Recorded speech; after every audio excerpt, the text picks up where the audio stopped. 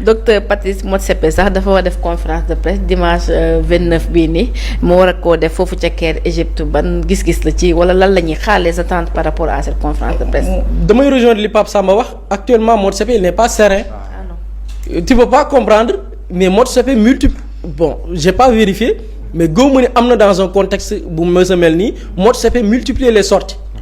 fan yii def na sortie doyul mu ne dafay defaat beneen sortie au Caire. c'est-à-dire que le gars dafa dugg ci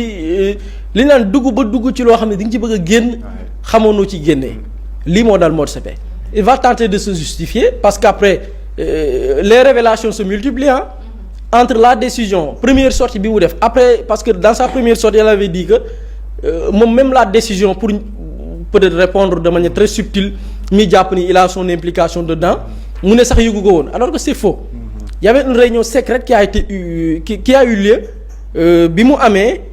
avant ñuy jël la décision finale le 17 mars yëgoon na ko xam na ko il était au courant donc moom xam na ni mais actuellement son siège est en jeu c'est-à-dire qu'il est sur siège éjectable c'est-à-dire que moom amatul tey toutes les autres fédérations dajaloo nañ kii il va plus diriger la CAF donc mi ngi dans le déni et je pense que les actes yi nga xamante ni posé na ko du ko ci génnee et forcément bu génnee il va répondre à ces accusations dina répondre par rapport ak la composition du jury d'appel par rapport li ñu dàq ki nga xam ne moo doon gérer lépp lu jëm ci wàllum yoon fexe ba intégrer le président de la fédération tunisienne de football dans le jury bi nga xam ni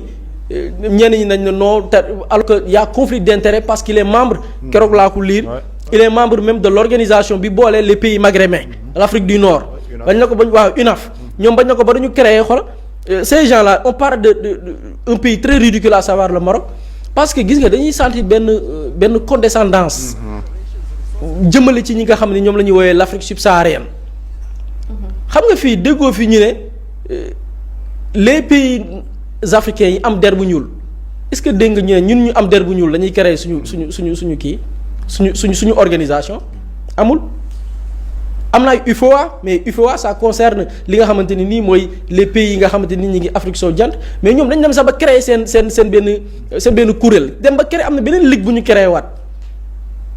et boo xoolee dans leurs attitudes da ngay gis benn genre xeebeel benn genre yabel le président de la fédération tunisienne de foot moom il fait partie de cette organisation et il y a conflit d'intérêt parce que lan la ñuy jàppee conflit d'intérêt parce qu'il fait partie d'une organisation boo xamante ni nii ñoom entre pays maghrébins ñoo ko bokk.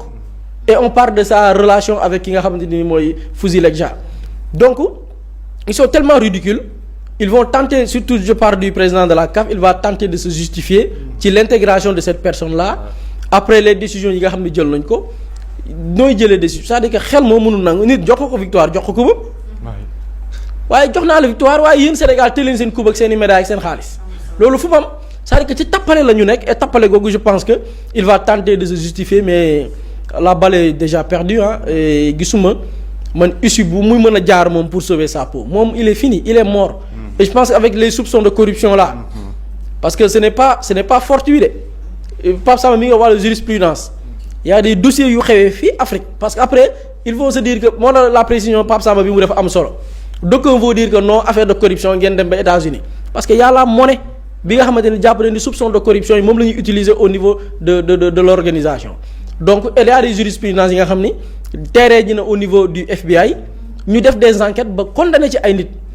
et ces gens là cuune yi ma gis ni ñii ku leen enquête ci wàllu corruption jàpp leen décision bi ni ñu ko jëlee sax décision cuune la déjà t'as pris une décision t'as pas précisé que 5 personnes ñoo loolu def ko tu n'as pas communiqué sur ça il a fallu que d'autres membres du jury génn def communiqué ñuy soog a xam ñen ñoo jël cette décision man dama gëm ni ces gens là def nañ li ñuy def man gis naa ci des personnes yoo xam ni ñii wooyuñ boo leen toppee ci wàllu corruption jàpp leen et je pense que FBI a cette possibilité parce que bu ñu gisee par le passé surtout contexte football jël nañ porter li nga xamante ni mooy la plainte au niveau du FBI ñu def l'enquête jàpp ay nit condamné leen et je pense que tey ces gens là espérons que ça sera l'occasion tey toute cette racaille là yi nekk au niveau de la CAF ñu jëlee leen fa parce qu'on a besoin de faire li nga xam ne mooy nettoyage CAF dañu dem ba def ko benn sous UEFA comme benn organisation biir UEFA c'est-à-dire que ce sont les présidents des clubs européens ñooy toog am seen i caprice ne nii la ñu bëgg il va falloir que Afrique ñu dicter leen une manière de fonctionner CAF appliquée des choses qui n'ont jamais existé donc da nga gis ni CAF amul tey cette indépendance mënuñu nekk rek dans un continent boo xam ni ñu ne des pays am nañ seen indépendance depuis plus de 50 ans plus de 60 ans on se permet tey des organisations yu nekk ci biir dëkk yooyu noonu ñu ne dañu am benn tutelle boo xam ne moom mooy orienter li nga xam ne mooy le fonctionnement tey on peut pas se permettre un président de la CAF boo xamante nii même la manière bi ñu ko élire c'est le président de la FIFA moom moo def son lobbying xam nga parfois da ngay wax gars yi ne non politique ak football Gianni bi mu bëggee teg Patrice Motsepe au niveau de la CAF politique la ko réglé dem vers les présidents kenn xamul daf leen guerre kenn xamul ban alal te loolu dama jàpp war nañ ko gëstu Gianni Infantino bi muy ñëw fii di gis Macky Sall pour que Augustin Senghor retire sa candidature mais par quel moyen on sait que le gars il a injecté beaucoup d'argent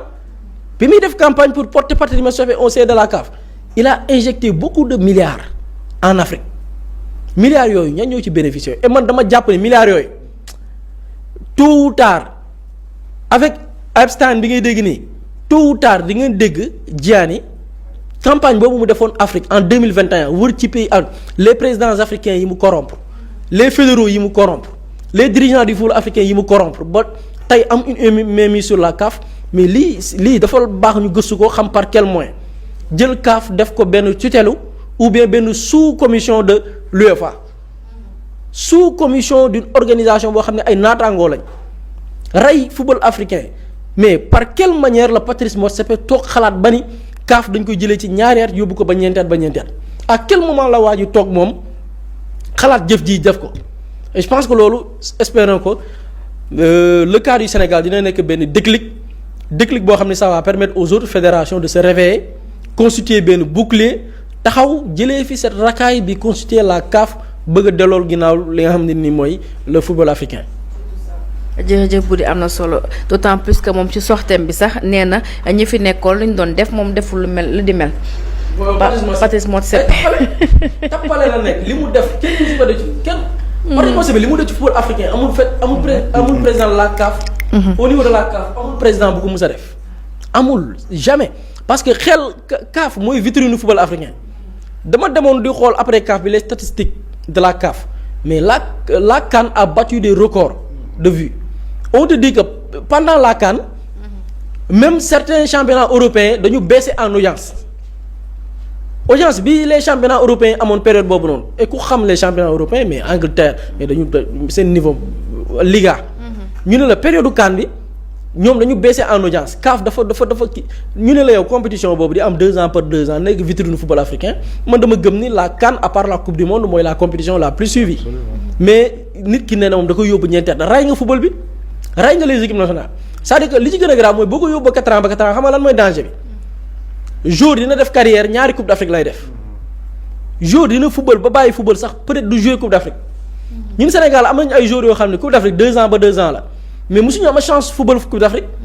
léegi nga jël ko yóbbu 4 ans ba 4 ans di nga gis un joueur bu évoluer au niveau international ñaari coupe d'Afrique képp lay def bu baree ba bari parce que sur 3 coupes d'Afrique tu vas l'organiser combien d'années 12 ans te carrière du joueur bu bëree ba bëri 10 ans la boo yegsee ba 10 ans yow yaa ngi jéem a xool noo ciy génnee pour préparer ta retraite parce que yaa ngi jege 30 ans bu dee yaa ngi signé contrat à l'âge de 18 ans. donc nga gis ne dañu nekk ci ray football africain espérons que comme je l'ai dit tantôt déclic la war a nekk pour que ñu dégommer gars yi nekk foofu noonu tey di dellool ginnaaw football bi.